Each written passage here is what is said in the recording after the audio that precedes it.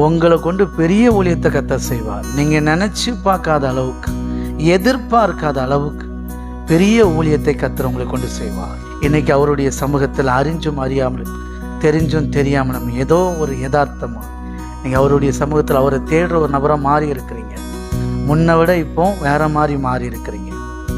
முன்ன உங்கள் வாழ்க்கையில் நீங்கள் ஆண்டவருக்காக அர்ப்பணிச்சதை விட இப்போ வேற மாதிரி உள்ள நுழைஞ்சிருக்கிறீங்க. இன்னும் உங்களை வளர்த்தெடுப்பார், இன்னும் பெரிய இடத்துல கொண்டு வருவார்.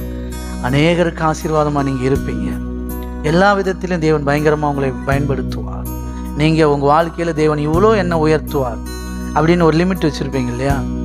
அன்லிமிட்டடாக கூட இருக்கலாம். அது கர்த்தர் எனக்கு பெரிய வாழ்க்கை தருவார் அப்படின்னு வச்சுருக்கீங்களே, அதுவே சின்னதுன்றேன். அதை விட பெருசாக உங்களை உயர்த்துவார். உங்களுக்கு தான் ஆண்டவர் பேசுகிறார்.